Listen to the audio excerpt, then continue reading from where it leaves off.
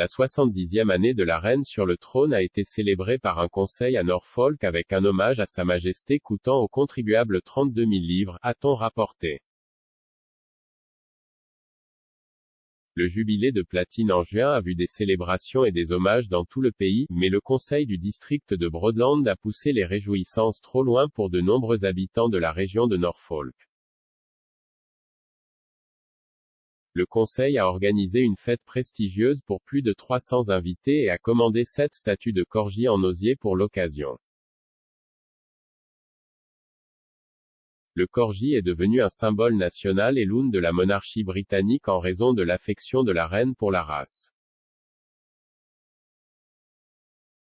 Les statues de corgi en osier coûtent au conseil environ 3 000 livres chacune, soit 20 000 livres au total, ce que les habitants de la région ont qualifié d'utilisation honteuse de l'argent des contribuables.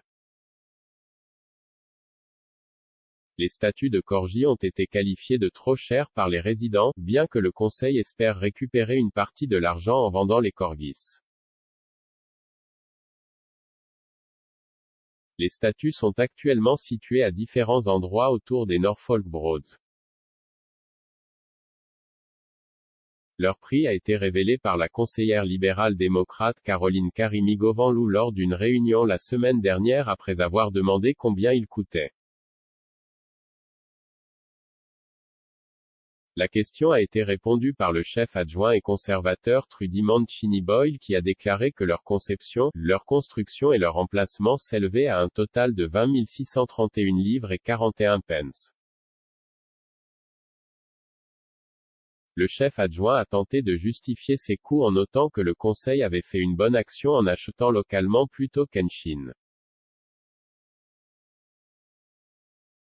Madame Mancini-Boyle a déclaré: « Nous avons demandé à un artiste local de concevoir pour nous plutôt que d'aller en Chine pour nous fournir des statues, ce qui aurait été moins cher à faire. » Les corgis sont actuellement situés à Reedham, Thorpe St Andrew, Old Caton, Whitwell et la gare de Reefham, Blicklinghall, Coltishall et le Walled Garden à Little Plumstead. Le chef adjoint a suggéré qu'après le retrait des corgis en septembre, il pourrait y avoir une vente aux enchères pour eux car il y a beaucoup d'intérêt de la part des gens pour les acheter. Non seulement le conseil a dépensé une telle somme pour les statues de corgis, mais il a également organisé une fête dans le cadre des célébrations du jubilé. La fête a été annoncée comme une fête prestigieuse dans le parc, au Blicklinghall, qui a coûté au conseil 11 635 livres et 80 pence. Alors que Broadland compte 125 000 habitants, il a été rapporté que la fête extravagante n'a été suivie que par 360 d'entre eux. Le faible taux de participation serait dû au mauvais temps, bien que seulement 697 personnes aient demandé des billets pour l'événement.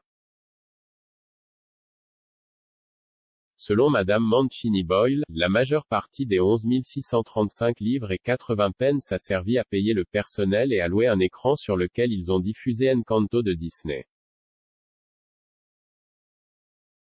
Le membre du conseil Lib Dem a demandé: « Pensez-vous que dépenser 32 000 livres, le coût total de la fête et des corgis, pour 360 habitants, alors que nous avons 125 000 habitants à Broadland, est une bonne utilisation de l'argent des contribuables ?» Madame Karimi-Govanlou a plutôt suggéré de donner 200 livres à chacun des conseils paroissiaux de la région pour leur propre célébration.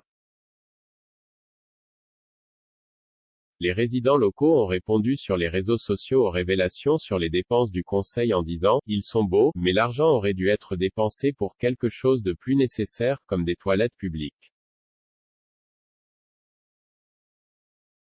Un autre a ajouté: « Honteux et pourquoi, vous vous battez parfois pour faire ramasser vos poubelles, mais ils ont de l'argent à brûler comme ça. »